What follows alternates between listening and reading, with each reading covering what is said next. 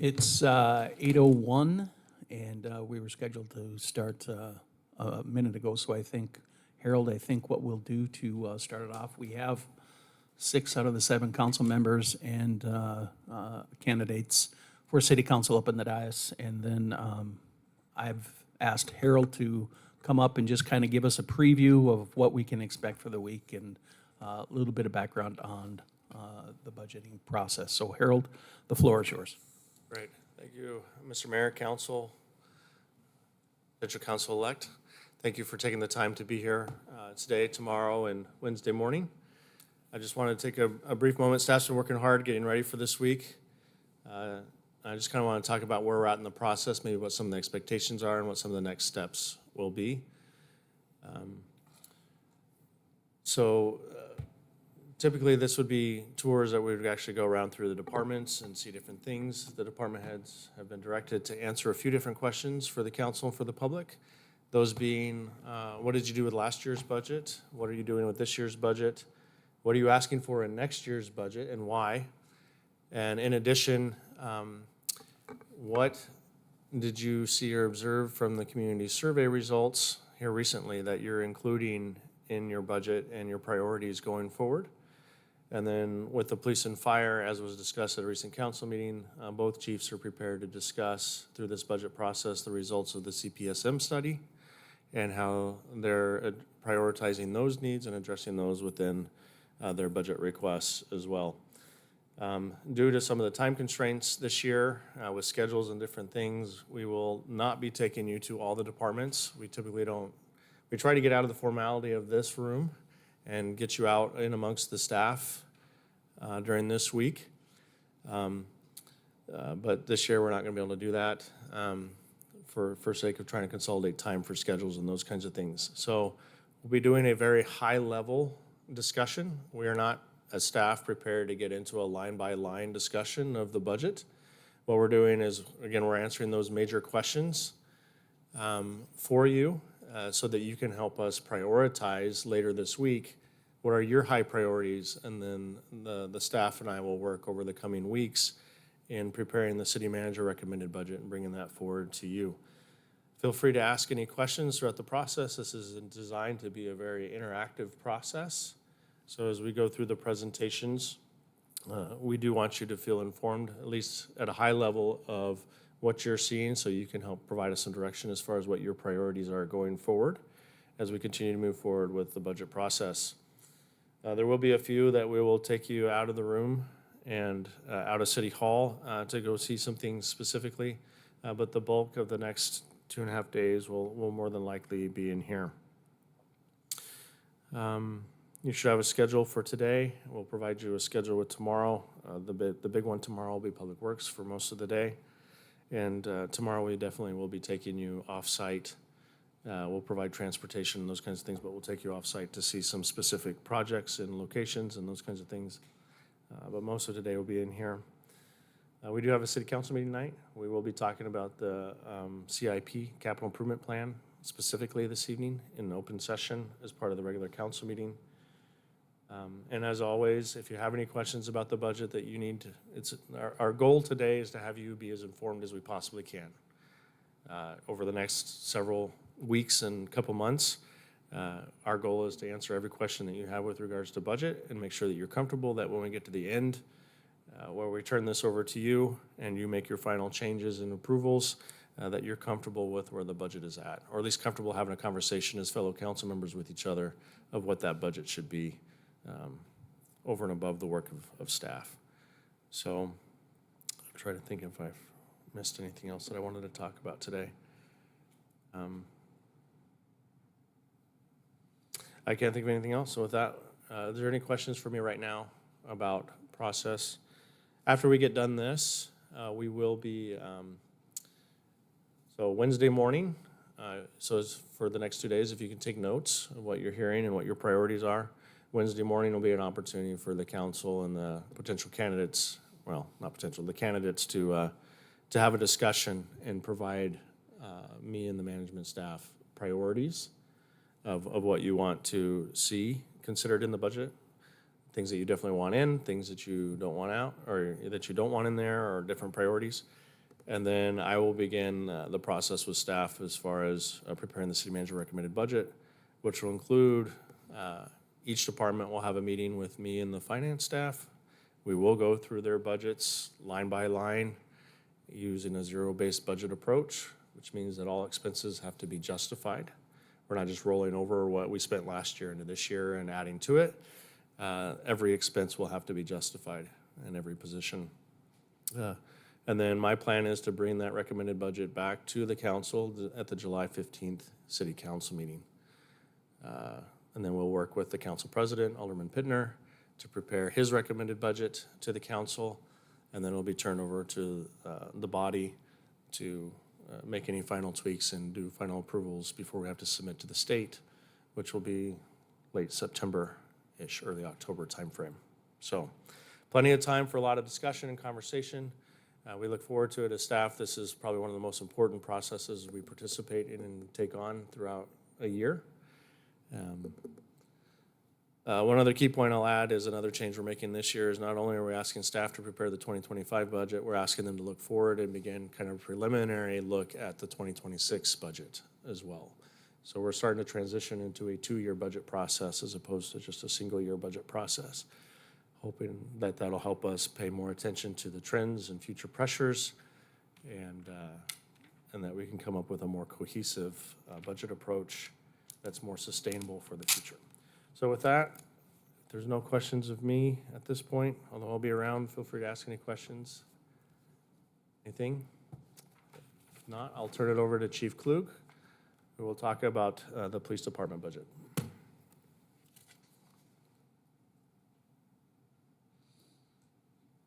I forget one other thing.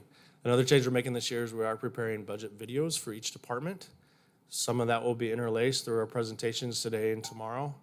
But we'll also be using some of the content from today and tomorrow to finalize those budget videos, which will then be made available publicly on our website so that the citizens can see and understand the basics of what we're doing, what we're asking for, and why by department. And I want to give Jennifer Kleen and her staff a shout out. They've been working very diligently on beginning to prepare these budget videos, and we hope that's an added component of transparency and education publicly for the community of Minot.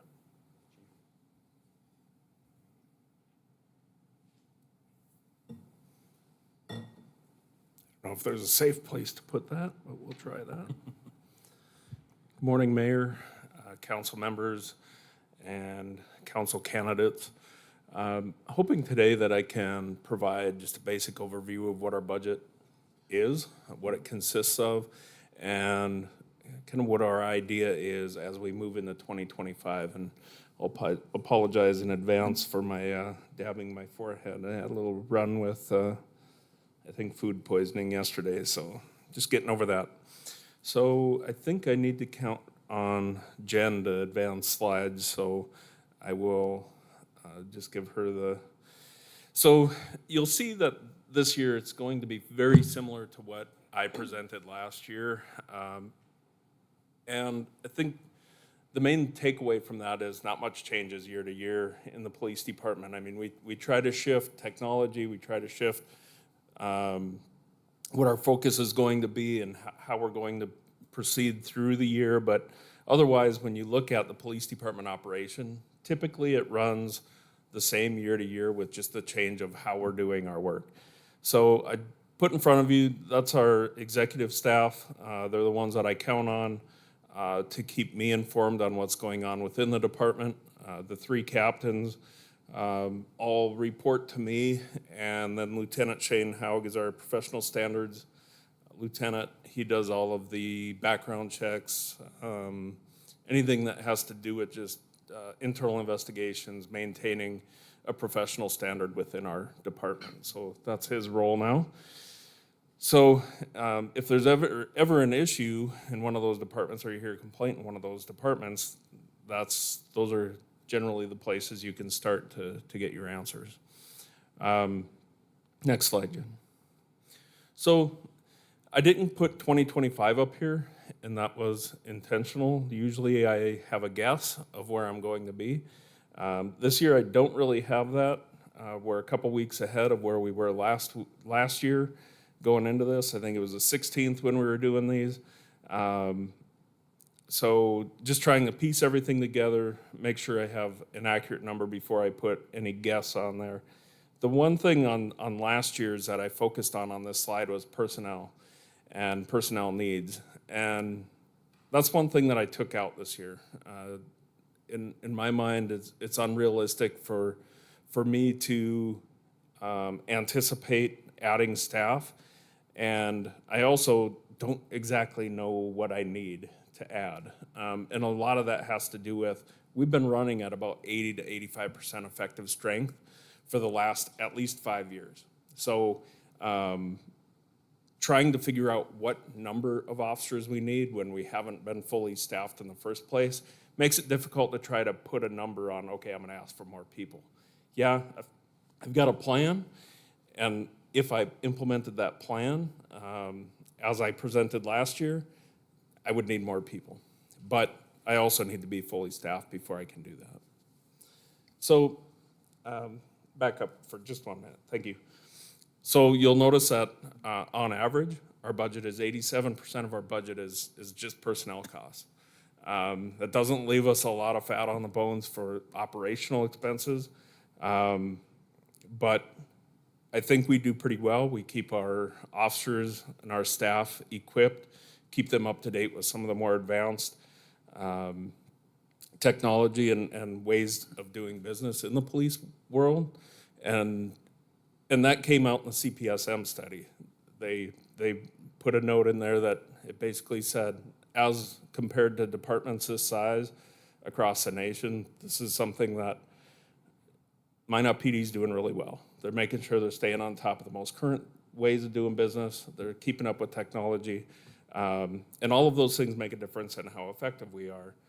So the one thing I'll say about staffing is, I talk about, for the last at least 3 years in my presentation, I've talked about effective assignment of personnel. And I talked a lot about reassigning law enforcement where they belong on the street and putting civilian positions in the office because they can do that job. And that was another point, and I'll cover it briefly here. We'll touch on it again later because it's gonna go full circle. And I'm going to conclude with what the CPSM study and recommendations said. Keeping in mind there's 78 items that they recommended. Came close, but I don't think I have all 78 in my presentation. So we'll talk a little bit about it, and that was their recommendation too. It was, the record, our evidence techs, our record staff that are sworn, those should be reassigned. We should hire civilian, put those back on the street where they belong, find more effective use. Next slide. So just some major projects, talking about what we've done over the past years, how we've spent our money. A lot of 2022 was just expanding and modernizing our technology. We upgraded our Axon platform, our agreement with them, so we added some various technology advances. We have our drones, we have our interview rooms, we have sensors on vehicles that can detect if lights are turned on, guns are taken out, any of that kind of thing. So it'll automatically turn body cameras on. And sometimes that's one thing that many chiefs, many councils ask is the cost of Axon worth it? And in my opinion, it is. I think it saved us probably what we have spent. It probably saves us in frivolous lawsuits. Generally speaking, people come in, they say, hey, this is what happened. We pull up the video, it's not, we show them, and it kind of ends it. And it's not that they're lying, it's just what they recall, what the video shows, and what we recall. So that technology has gone a long way, saved a lot of departments, and I think it's also done that for us. Of course, in 2023, we started looking at our building space as City Hall relocated, and my discussions with the city manager were, he recommended, hey, does this building even fit the needs of what the department needs for future use? And I'll get into that a little bit later. I'll bring up EAPC's portion of that with their space needs analysis and study. And I'll just touch on it very high level, but just touch on it and give you a little reminder on what that all said. Our fleet updates for patrol and investigations. We started to fall behind. One of the easy places when you don't want to cut personnel is vehicles. So if we needed to save, $40,000, we could cut a vehicle. Problem is that meant we weren't replacing them at the level that we were anticipating, and we started to hit high mileage. Once you get a car on our department over 100,000 miles, it's not running real well. And even with the maintenance, we take them to the shops at Public Works, and they do an excellent job of keeping our vehicles maintained. But even with that, when they're city miles, day in, day out, almost 24/7, it's not the same as just driving your car from your garage and going shopping and going to Bismarck and doing whatever. So a little bit different. Mental wellness. Of course, at the end of 2022, when we lost an officer, we started to take a look at how do we take care of our own a little bit better? What do we do to take care of our department? What do we do to take care of our officers? And Officer Blanchard was a great example of how we maybe missed something and how we could do things better. But he's also that constant reminder to us that we need to do better and how we can accomplish that. So last year, that was a big focus. I'll go into that a little bit more. And moving into next year, one of the key takeaways from the CPSM study was they talked a lot about intelligence-led policing, and that is kind of the future of law enforcement. That's kind of where we're at now. A lot of that is built off of a lot of technology, a lot of different concepts. So we have to manage that because everything comes with a price tag. But there are some things, there's some, I guess, low-hanging fruit, for lack of better terms, that I think we can reach out to and we can try to implement to just advance our department a little bit and take that model of intelligence-led policing where we're actually looking at what's going on in the community, and those are the areas that we're focusing on. We're not just kind of throwing people out there and hoping for the best. So we will take a little bit closer look at that as we move into the 2025 budget, and I'll go into one concept a little bit later. Next slide. So our dispatch center, I don't have any requests at this point other than maintaining our personnel and budget. Our new center opened in 2023. I think the key thing that we learned through this process, and especially when COVID hit, was we need to do a better job of preparing for equipment replacements. We can't wait for it to burn out and there's another one on the shelf we can take down, or we just gonna take a day to get here. That world doesn't exist in technology anymore. So we just have to do a better job of taking all the new equipment we have in that center, making sure we're tracking what the expected life is and not waiting for it to go down. Just take care of it when the maintenance is no longer good and the recommendation is there. I think we need to plan for that, plan for those expenses and keep that operation running. The other point I wanted to make here, just so everybody understood, was that the cost that goes into that, and I think last year's budget was about $1.9 million. So we split that 65-35 with Ward County, so the city of Minot picks up 65% of those costs, and Ward County budgets the other 35. Next slide.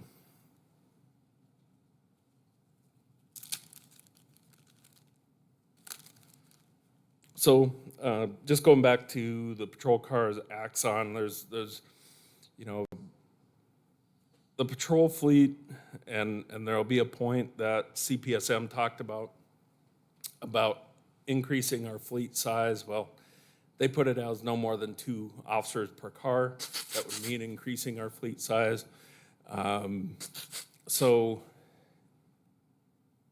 in doing that, it wouldn't take a lot, but we're already on a 5 to 6 vehicle rotation per year. 5 is where we can generally get by, but that would also might increase that number, depending on the mileage that we see. May increase, may not. Maybe it a higher number of vehicles brings that down. We don't know what that looks like, but typically you can look at 5 to 6 per year. The other point is, I think going into actually this year's budget, you saw the patrol cars came in a little bit higher than what we budgeted. We've been pretty close the last several years since 2020 when COVID hit. We've been pretty good at guessing. We were a little low this year. Is really not a good way to find out what that price is going to be until they release it from the factory. So we'll continue to watch our patrol cars. Of course, a couple of years ago, as again, another COVID change, as the shops struggled to keep personnel and mechanics on board, one thing we did was shift the burden of outfitting those vehicles to a company that's based out of Minnesota, and they upfit the vehicles so it comes to us ready to go. So once they get the vehicle done, it's a working patrol car, and they maintain that. So if anything goes wrong, we don't have to pay them to come out and fix that. That's part of what we pay them for. And I would say the advantage is that is what their job is. Our mechanics were good at what they did, but sometimes they had to guess at, okay, this is what the problem is. How do we fix that? And it maybe wasn't the best way, but it did kind of get things done and get us through. Now, the technology that they're putting in, the processes they're putting in are tried and true, and they're working for departments across the country. Axon, I mentioned it earlier. Just wanted to put the number in here because it is a fairly big budget item for us. Our fleet is increasing by about 20,000 as we move into 2025. That'll advance some technology in the vehicles with our in-vehicle cameras as well. So with advancement comes a little cost, but we've been under the same, our agreements with Axon are 5 years, so that locks us into a number for 5 years. And so that 52.5 that you see there, when we enter that in 2025, that'll push us all the way through 2030.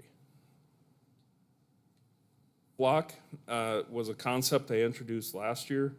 For those of you not familiar with Flock systems, it's actually a safety company that it started as residential, kind of a residential camera concept.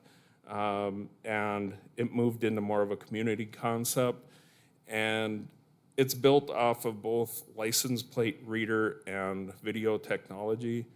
I think when we look at this, it's more about the force multiplier for us and the intelligence-led policing. Those two concepts, when you have video of vehicles in certain areas, when you have license plates that you can check, when you know who's coming and going from your community, and you can link that to criminal activity in other communities. This is something that across North Dakota, I think Fargo's in the middle of looking at it. West Fargo, Bismarck, Grand Forks, we're all looking at the same concept. Ultimately, we can all share that video, we can all share the data. The intelligence goes much further than just Minot. It goes North Dakota, it goes across the country. So technology and small departments that I've seen that are located, much like ours, where we have a number of highways coming through our community, stolen vehicles, criminal vehicles associated with criminal activity, those vehicles can pop up on a hot list that would tell us that vehicle's here, and we can be a part of either helping solve another community's crime, or if it's our vehicle that we're looking for, we can be a part of that. So There is, of course, a continuing cost. It's about $3,000 per camera. We think we can start with 10, and might not be the best coverage, but I think with 10 we could prove that this would be a benefit to Minot, and hopefully we can prove it enough that we can increase to by about 5 cameras, go to about 15 cameras in 2026. So that'll be probably the one thing that will repeat in my budget that didn't make it last year, just to take a look at how do we do a little bit better in capturing what's going on in Minot, use that to solve crime in our community. Next slide. So we have a number of special operations that we need to take care of. All of these come with a fairly significant cost. Generally, our SWAT and bomb teams, we get funding through some of the Department of Homeland Security grants to keep some of that up to date. I think that might be on tonight's agenda, the upgrade to the robot for the bomb team will be coming through. And that's what we have to count on, because most of that technology is, $200,000-$300,000 per investment. So we count on the grants for a lot of that. Our peer support is, we call it a special operation, or I put it under special operations, because it really does take a group of people that are committed to taking care of all of us in the department and just being there when we need them. So that was developed throughout between 2022 and the end of 2023, and made a lot of headway on that program. Bike patrol, we try to get them out there in the community as much as possible. We kind of switched that. It used to be a lot of patrol based. We'd put them out at night and we'd see if we could find anybody out just breaking into vehicles, buildings, that kind of thing. It's a quiet operation. We shifted that a little bit more to a community outreach function, putting them downtown during an event, putting them in the parks when there are special events, that type of thing, where they can connect to the community just by riding by them on the bike. So it's to us, it's more of a community outreach function than it is a patrol function. Our crime scene response unit, another area that in the recommendations, a lot of what they pushed it through CPSM was making that a full-time civilian-based unit, and I don't think I can justify that. I don't think I can justify that a number of personnel that are just waiting for the next crime to happen and scene to process. I don't know what that looks like from the larger scheme of things. I think what we do now, using current officers and our patrol-based CSRU, is, I think it's sufficient for what we need. We've had great success with it. Just being able to let the investigators investigate in our crime scene, process crime scene. Next slide. So our focused enforcement team, not really quite a team yet. We only have one person assigned. But I think what we've been able to do with one person shows how important it is. And it was an area that's, again, CPSM commented on, that we should have at least one K-9 and one officer assigned to that team. That isn't our goals. As you can see, right now we have Sergeant Sumlin assigned to that team. And he's been able to kind of connect the dots where patrol gets busy on stuff. They can't always keep all the coordination together to accomplish some of the things we need to. But just somebody that can focus on the areas that all of us get contacted about, those repeat complaints about a problem property, a problem area in Minot. We can put them on that. We can assign them to that, and they can try to be creative in how they're going to find a solution. So Our goal, and again, going back to when I talked about when do you add more officers, when do you add more staff, until we get up to a normal level, I don't think we'll be there. But this is where I would focus on next. Once we are fully staffed, my next focus would be, okay, now we need to start putting people in these positions, because I think we can do a lot of good work if we focus their attention and we're not just responding to calls. Next slide. So transition to, and there's a lot of information on here, I apologize, but you can blame CPSM. They're the ones that gave me 78 things to consider.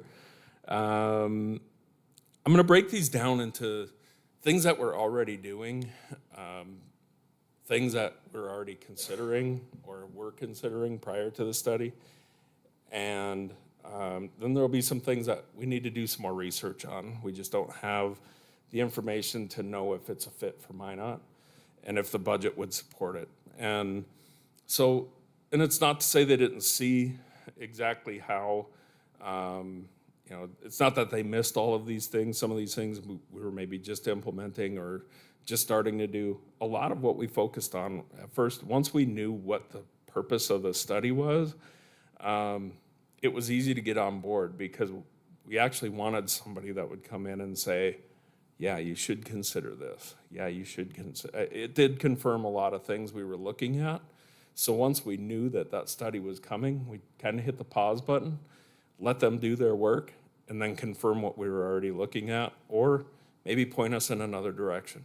So there was good that came out of the study, and it did show us some areas of weakness as well as some of our strengths. So not going to go in depth on all of these, obviously, but when you talk about the policies and directives, we do that. The data, I think some of the information that they gathered might have showed them that, yeah, there's a directive there, and it's still in the directives folder, but it might be the 2023 folder, and they just took that as, oh, well, it's still active. And the good takeaway was just add an effective date and an expiration date. Good information, easy to do, problem solved. So kind of killed two birds with one stone on their recommendations on that.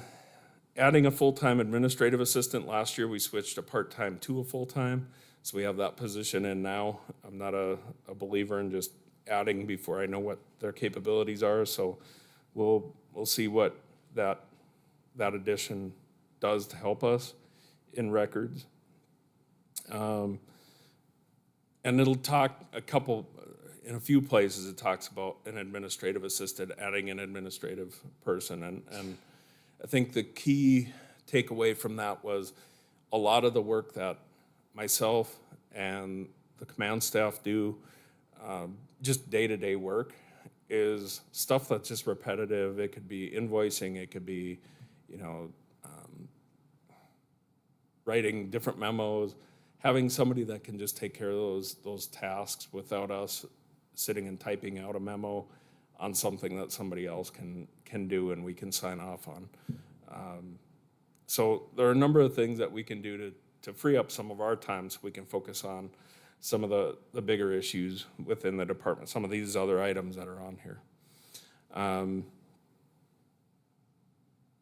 So since we do most of these, I was just trying to see, one of the items that they brought up, and it's brought up several times, is they talk about community service officers. And community service officer is basically somebody that can do a number of things. They might do parking control, animal control, and respond to some of the other small calls. It might be directing traffic at an accident.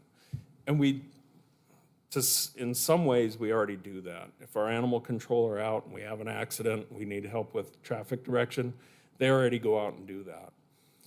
The community service officer just focuses a little bit more on doing all of those things at any point in their day. It's not necessarily individual assignments like it is now. So I think we can accomplish that fairly easily.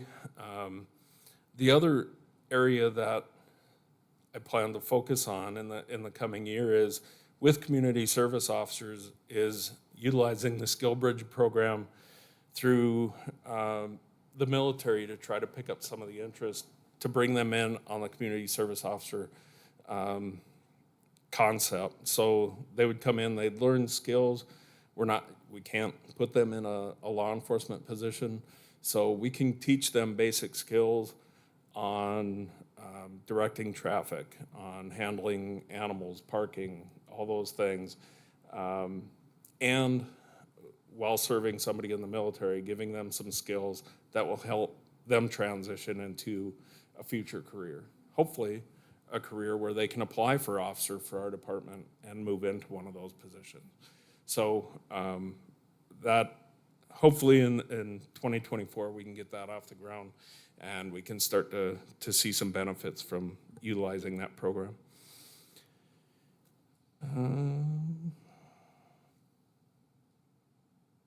And again, there are a couple in here that they talk about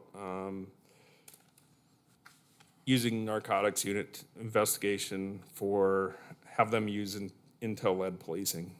When I was there many years ago, we already did that. Intel is a huge part of narcotics investigations. So I don't think we need to shift a lot there. But again, it points to the intel-led policing model that is the future of law enforcement and the current day of law enforcement. Next slide. So some of them that we've already done some research and development on, establishing succession planning documents for employees in key positions. Those are things that we've already identified. We just need to get them implemented, developed and implemented. Include effective expiration dates on department directives. Talked about that one. Establish an acknowledgement process for employees receiving those directives. So a lot of these are again, they're kind of low-hanging fruit. They're easy to do. There's not a lot of budget or any budget that goes into them. So we can implement them fairly easily. And again, just looking at this list, there's about 10 items there of that 78 that we can check off just by going through that process. And seek out national leadership training. We've been budgeting that for the past few years. The problem is finding somebody that you can bring in, and the cost that's associated doesn't quite meet what we've been budgeting. So we need to try to fine tune that a little bit to make it more effective. But again, there's a number of items here that we already have on our list to address and hopefully implement in the coming year. Next slide.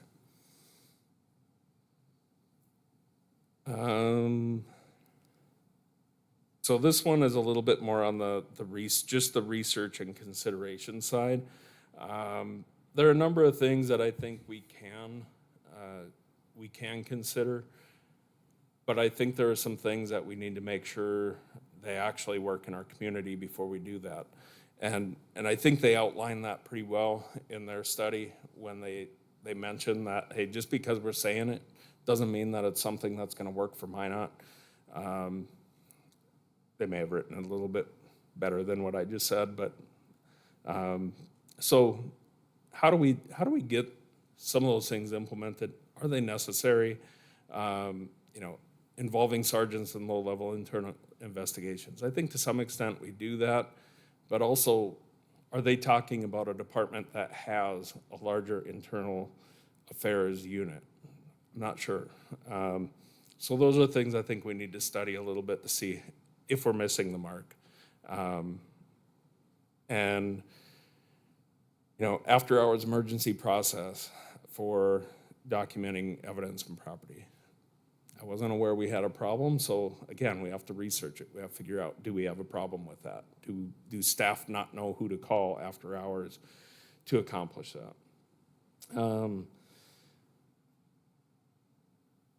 The increased SWAT training to coincide with National Tactical Officer Association recommendation.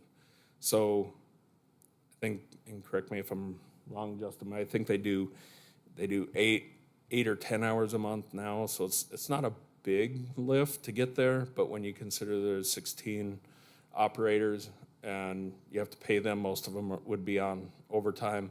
So, you know, there is a cost that comes with that. Again, it's something that, are we missing the mark, or are we just trying to meet the mark that somebody else has set? And does that fit our community? Again, a lot of it is our community size and our needs, and making sure we meet those needs. Next slide. And just a few last ones on that same section.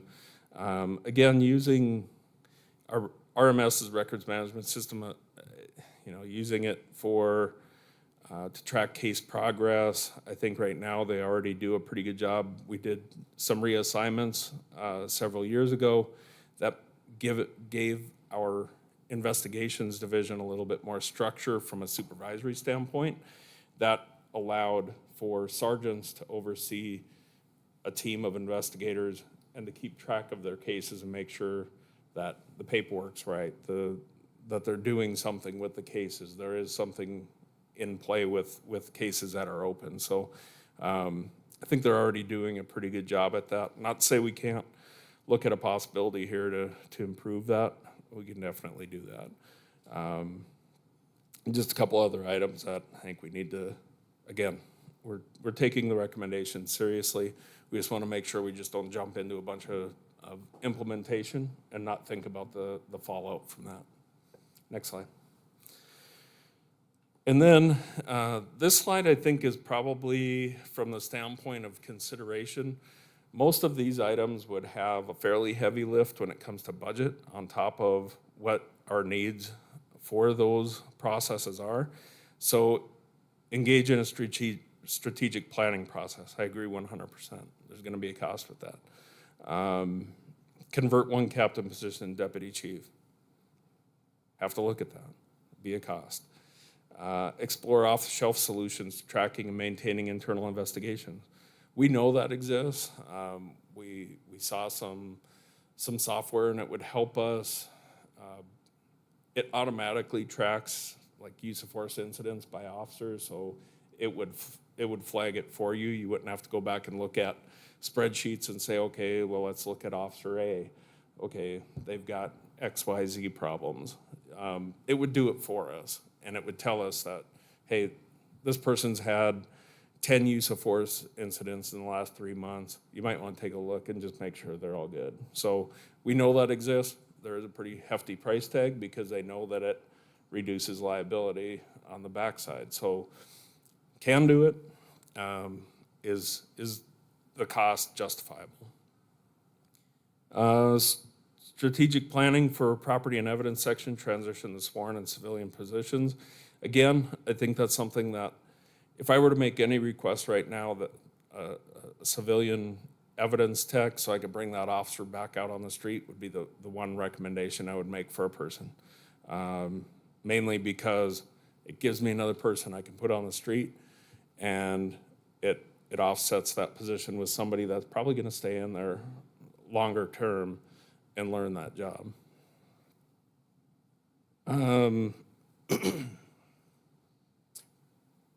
Purchase design storage system for property and evidence.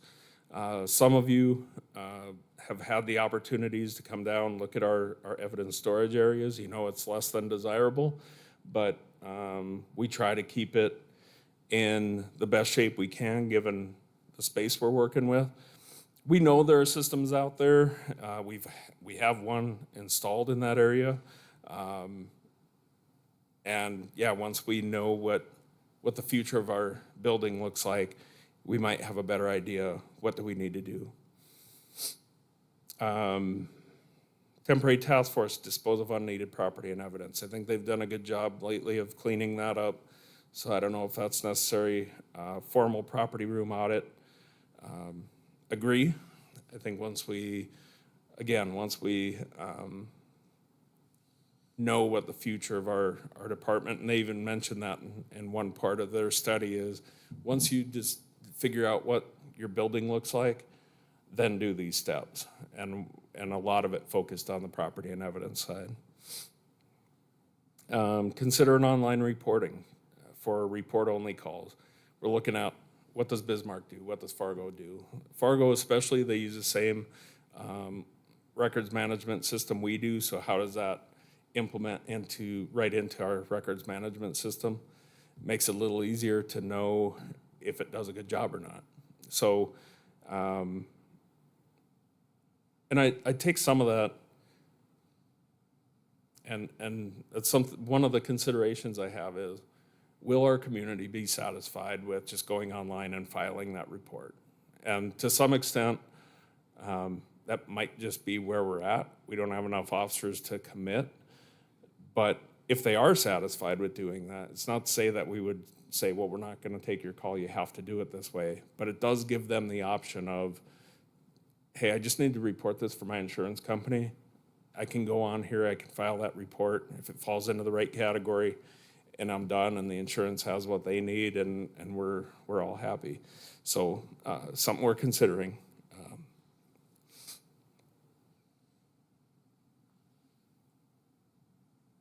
Again, increase the number of full-time staff in the records section. I think we need to look at, again, adding the full-time this year. How does that impact our workload? Consider community service officer position. I think we've had conversations the last couple of years. Seeing that in the report does give us a little bit more direction on that. I think it's something we need to look at a little closer, and also I think implementing it initially through the skill bridge and trying to bring some of the military in to fill those positions and learn a skill and hopefully transition to our department might be the best way to do that. Less lethal munitions, some of those things we have the capabilities of, we just don't have it trained to the level that they think it's necessary. Assign no more than 2 officers to each patrol vehicle. Again, that would take increasing the fleet size to make sure that we had the right number of cars to accomplish that. And then assign 1 investigator to the Internet Crimes Against Children Task Force. That would, again, that was a budget request for one of the officers I requested a couple years ago. I don't think without adding, I don't think our current investigations can handle 1 more assignment. Next slide. So, police headquarters. The image that's up there is our current design and layout, and a lot of the focus was on looking at the colors that are within that design and trying to get the colors to be in the same area. So that really, and then do we have the right space for each section of the department within that current footprint? Next slide. So we were able to work with EAPC to develop a potential solution. It did create a part of our operation, our special operations would have to be on the section of land that sits between where us and Joe's Smoke Shop is. That would be a special operations / meeting briefing space. And then the rest of our operation would be in the current footprint. But at the time, the estimated cost of renovating and adding that space was between $46 and $52 million. Next slide. The new construction concept to make make everything work the way it's supposed to would be 62 to 70 million. And broke it down a little bit. When you consider the 62 to 70 million, you actually get a 50-year solution for about 100.8 million.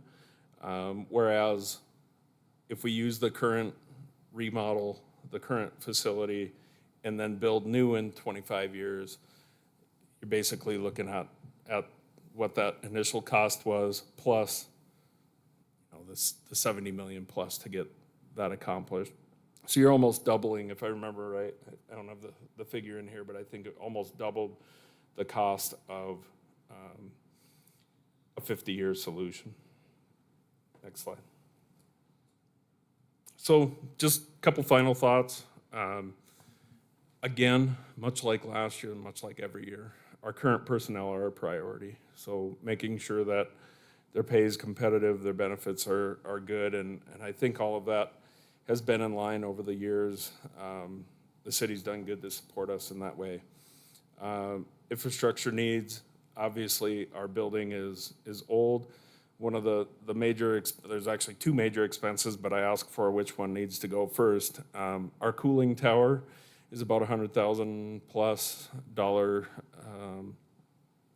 piece of equipment that needs to be switched out, and we're kind of limping it along. We're just waiting for the day that we can't replace a part to keep it going, and there's a boiler that needs replaced, should have been replaced about 5 years ago. And that, again, that's close to $100,000. So trying not to put money into something that might not be the right place, but at the same time, until there's direction, I think we need to fix some of those things, because a department without air conditioning would be a little miserable from time to time. And I think it's important, one way or the other, I think it's important to keep our building running. And then our equipment upgrades and maintenance really is what we count on. Once we have our personnel taken care of, we just have to make sure all of our equipment's in working order and we can keep everything going. So at that, I would stand for any questions. Are there any questions? Any questions? Paul? Thank you, Mr. Mayor. Chief, you had mentioned a formal property room audit. What does that look like? What does that consist of? What's the benefit of that? I think the answer to that, Alderman Pittner, is that I think that would be part of the overall remodel. Everything that we've looked at and through the different designs that EAPC worked through with us, there really wasn't an easy way to accomplish getting our property in one location.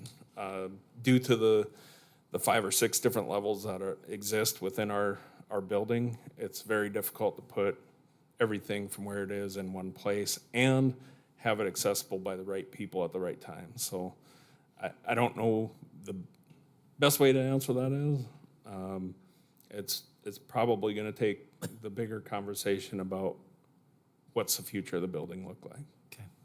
Let me continue. Paul, continue. Thank you, Mr. Mayor. Another item we talked about was national level training. You said it's something we budget for. Is it an option? You talk about bringing someone in for training. Is it an option to send on a rotational basis officers out to receive training, bring training back? What does that look like? Has that been considered?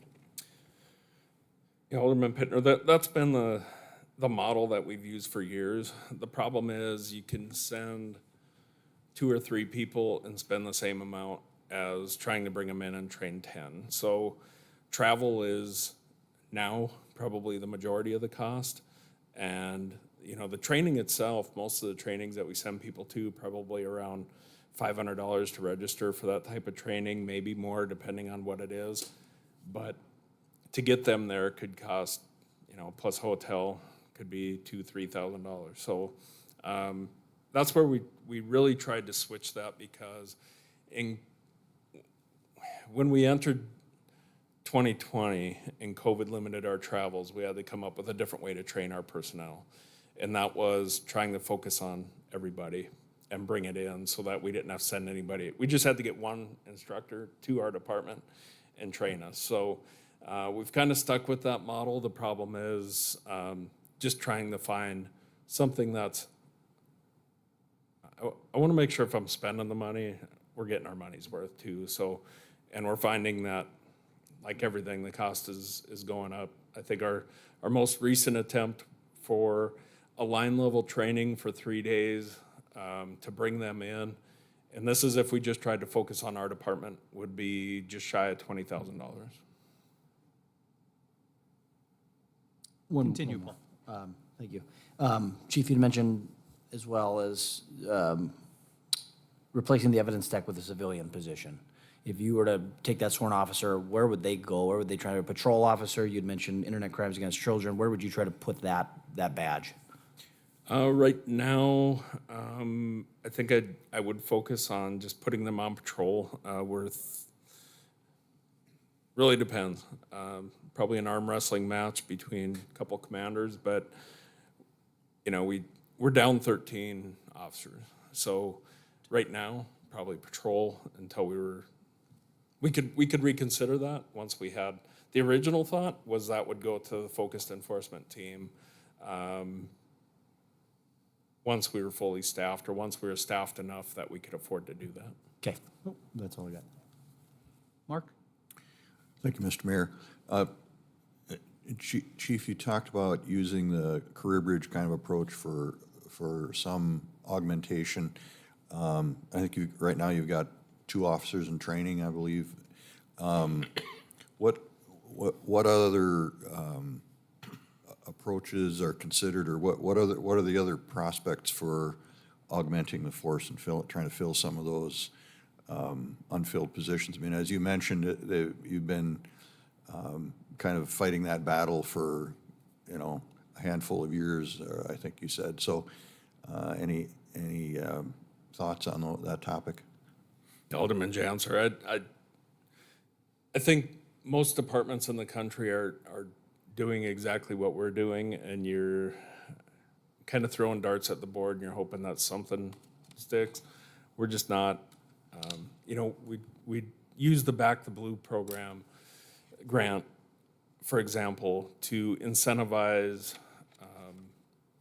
recruitment bonuses. So just incentivizing the current officers with up to $5,000 to bring somebody in. We have not had one successful applicant that way.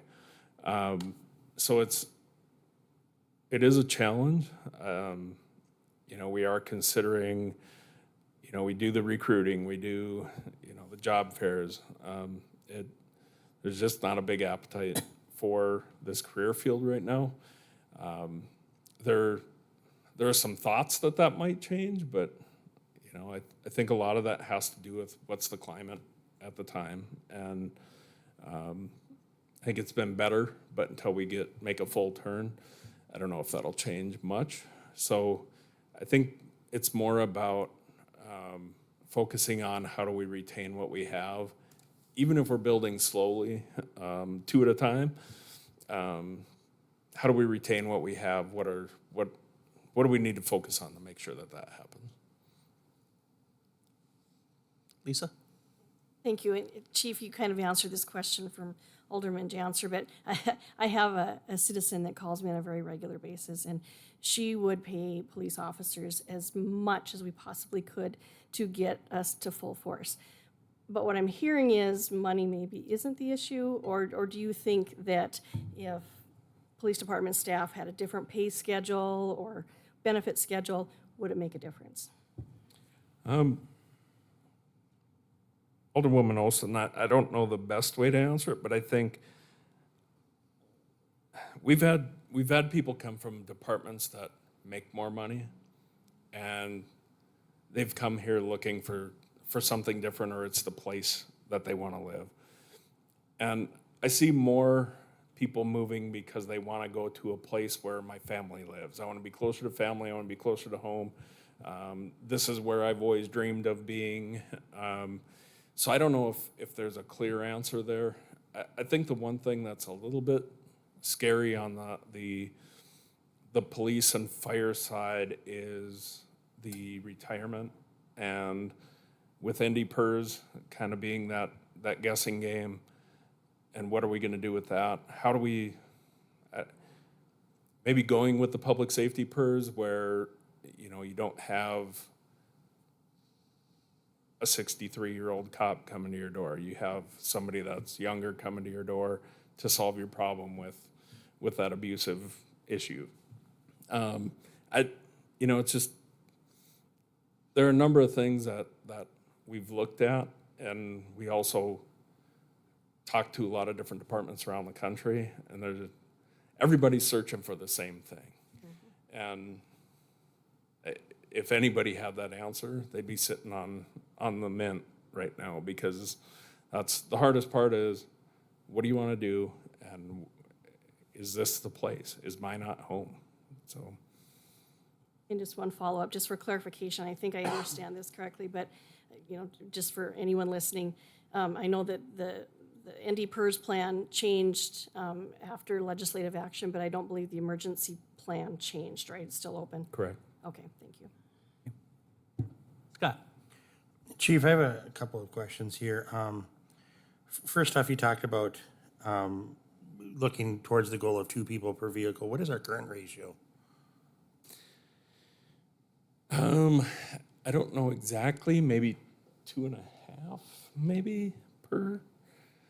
If I had to, if I had to guess. So roughly right now, do all vehicles run mostly every day, all the time, give or take officers and all that kind of stuff? Yeah, most of the time, or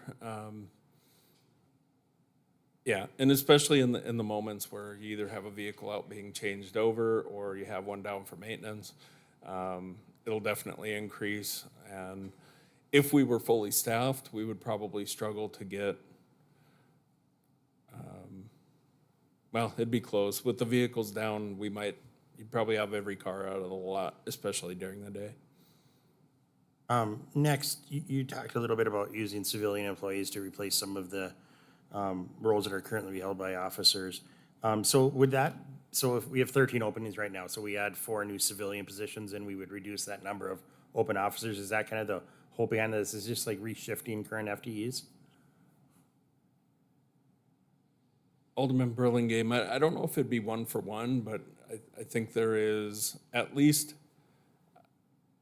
I think the best way to answer that, I think we could hold our current level of officers and take some of the pressure. One of the complaints we hear from officers is they get stuck with a lot of like small tasks that maybe their time could be better utilized doing something else. And I don't disagree with that. I think the community service officers are maybe the answer to taking some of the small tasks so that the officers aren't literally running call to call all day long. And they do have some times for some proactive enforcement and a lot of the responses from CPSM were focused on, more of the community policing approach, where you're out and engaged in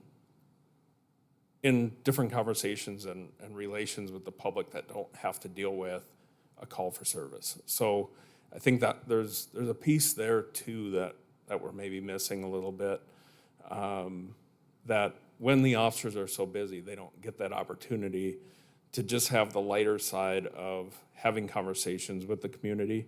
When you go back to the community satisfaction survey, a lot of it was, do you feel safe in different areas? Do you feel safe? They talk about industrial area, commercial areas. I think some of that could change if they weren't all busy all the time and there was more time to interact. If there was a wine walk downtown, just to be down there and interact with people while they're walking around downtown. So I think there are some things that community service officers help to take that burden off of, and also the perception of every time I call, I get a cop. It could, yeah, they're still getting the same service. It just might feel like a different conversation, might be a lighter conversation. I don't know. So within that, looking at the reports that you give us every time that I'll talk about what openings that exist or officers that aren't on duty is oftentimes injured officers or a lot of officers that are on light duty. Is there a role that officers that are potentially limited because of some sort of an injury can play with some of these jobs that don't necessarily require a badge? It is, Alderman Burlingame, it is a little bit tricky just from the standpoint of we have to make sure that they don't violate anything in their order. So most of what we've seen lately have been surgeries, so there's a fairly low weight requirement for what they can lift, that kind of thing. So in those instances, it's tough to put them in those positions. For example, right now we have one that has just been help answering questions in dispatch and take some of the calls when they're busy. They can answer the phone and try to get that handled. So they're able to do that while they're on light duty and relieve some of the burden that dispatch is seeing. Is that they also have staffing shortages. So when we look at that, we try to make sure that we're not just putting them out there in doing anything, but we're finding something that's going to help the department. I'm not saying that the answer is no, but it is difficult in most of those cases. Sorry, I think only two more questions, and then I'll let somebody else talk. But, so you mentioned you wanting to have a designated officer for internet crimes against children. How are we currently handling that issue, or aren't we, or what's our role? Yeah, currently, we have a couple investigators that have the ability to do the investigations, but we aren't really doing much for proactive searching, so to speak. We're right now they're just responding to tips that we receive through that task force. So when those tips come in, they'll do the follow-up, they'll do the investigation, but sometimes some communities have a lot more active role and they'll be out searching for predators constantly, and we don't have that capability right now. My final question, I believe, is, so you talked a little bit about, in answering Alderwoman Olson's question, about obviously just turnover happens, and it's always interesting because you're right, some people just are living lives and move to be closer to family or whatever reason, but there's also a reality that every employer is facing, that people don't necessarily stay in jobs for as long as they used to. And so wondering what kind of policies or procedures you've implemented in order, for lack of a better term, to speed up orientation, to speed up the process to getting people to be a fully capable officer, because we don't have 5 years to do it like we used to, so.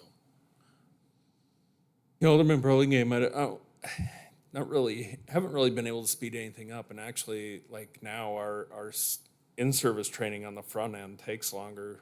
We have more technology, we have more processes, just a more complicated environment that we live in. So trying to give them all the skills so they can be successful. Because I think what we don't want to do is sell them short, and then we have somebody that doesn't know exactly what they're doing, they get themselves into trouble, then we're dealing with them and maybe a supervisor that are out due to an action that was taken. So there's a balance of speed versus maintaining confidence that they're going to be able to do the job.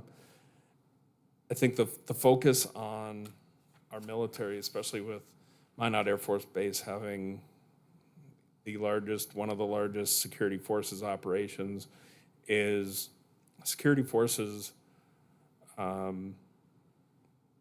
their training counts as academy time. So we actually only have to put them through 2 weeks, the reciprocity course basically, in Bismarck, to get them fully trained and licensed. So I think that's an important piece for us to focus on, because we can cut 10 weeks right there. And I think that's probably, other than just trying to pick them up from other departments, which everybody's competing, so difficult to do, but we've had it happen too, where somebody would rather live in Minot or likes Minot or has a connection here, they'll quit somewhere else and they'll come here. So it's not Minot is a bad place to work. It's just, is it right for me now? Any other from the council? If not, I'll open it up to the candidates. Mike? Thanks, Mr. Mayor. Chief, a couple things for you. You mentioned, I think, that you're down 13 officers from plan, essentially the way that you'd like to see that. So one of the things I wanted to make sure I understood was, when I look at the 24 budget, I see 58 officers in there between masters, senior and police.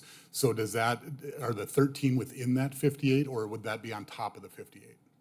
They're within that 50. They're within the They 50. have to be budgeted for us to fulfill those, so. Okay, so we would typically budget to plan right now, or to, yeah, I guess if that's the right word for your staffing plan. Is that correct? Okay, sounds good. And then I wanted to talk about the vehicle purchase options a little bit. So you mentioned that, you know, it sounds like inflation's getting you a little bit right now. That can certainly ebb and flow. That's gonna be different over time. Are we so small at this point that locking in longer term contracts we're not really a player in that when we're buying 5 or 6, where a huge department buying 40 might be able to do something like that? Typically, the way that works is we put it out for bid. In the past few years, we've not been able to we've just gone with state bid because they'll open it for bids and close it within days. And if we don't hit that narrow window of locking in those vehicles, we won't get vehicles. So we rely a lot on state bid, and realistically, that's probably gonna be the best price we're going to get. But when we've had time, we have opened it up and we've allowed others to bid. Sometimes we get a bid, sometimes we don't. So as far as contracts, I haven't seen anything that allows us, since we do it year for year, I haven't really seen anything that has allowed us to do like, hey, we want to pay this price for the next 3 years or that kind of thing. It's all kind of compete on the same level, which is if you get the bid in and they have enough cars, you'll get one. Okay. All right, and then I guess one other one, can you talk a little bit more about the flock system? And you know, I guess the perspective that I would bring to it right up front is I'd want to understand what the privacy concerns are for the public. You know, I understand the upside. I get that, oh man, here's a car that, you know, showed up in Detroit and there's a warrant for the person who owns it, whatever, I get that. But how do we balance that with privacy for, you know, essentially mass scanning of vehicles across the city? Absolutely. So they have a team that makes sure that that's covered really well. You know, in consideration, they would present that and how they accomplish that. In general, those cameras pick up the back of the vehicle, so it's picking up plates, it's not picking up faces and that kind of thing. So we have no idea who's driving the vehicle. It also requires that to query that system, you have to have a case or you have to have some type of investigation. So to go in and say, hey, I want to find, you know, whatever vehicle plate, you would have to say, okay, I'm investigating this case number and this is the vehicle I'm looking for. And then it would list that. So it's not so much that we're just sitting there looking at the data.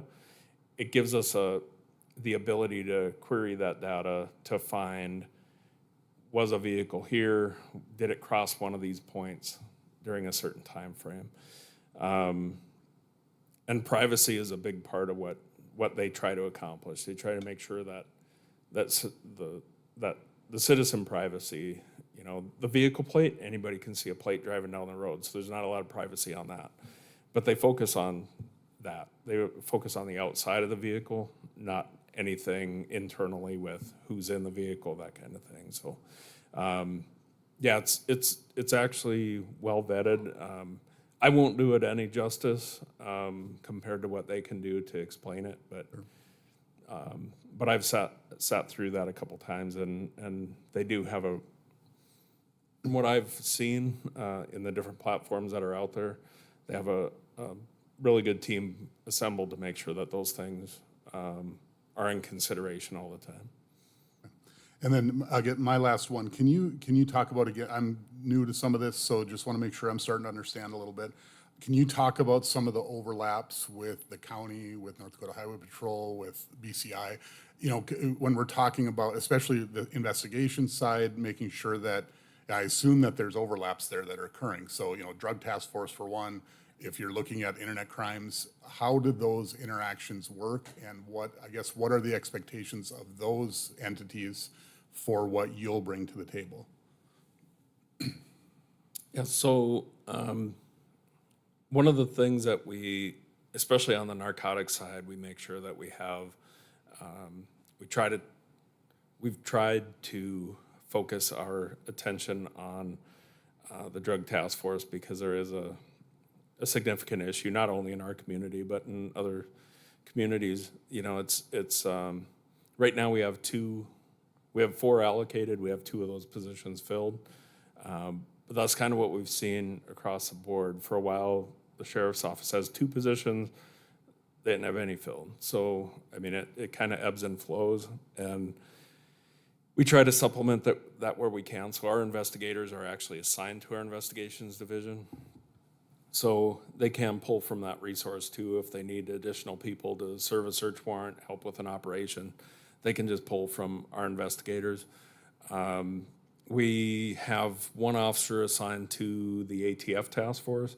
So it's basically a violent crimes assistance. So it gives us some authority to use that federal power to accomplish some of our investigations. Also gives them a little bit of kind of an inside loop to get different things accomplished through having ATF assist us. So,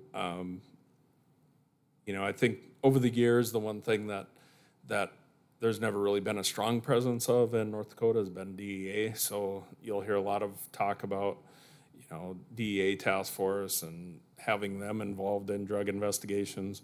For Minot, we see more of the HSI connection. So you have more Homeland Security involved in that. I think the one thing that's good about Minot is we all work well together. You know, if we need something from the Highway Patrol during the state fair, we'll ask them, hey, can you afford to give us anybody to help with traffic?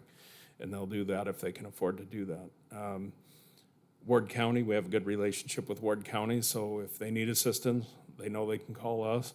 And likewise, if we have too much going on in Minot and we can't handle it all, or we have a big incident, we'll just say, hey, can you take some of this stuff while we deal with this? And they're always willing to step up. So I think that the most important part when we're talking about personnel shortages is we're not the only ones short, so we all have to lean on each other a little bit.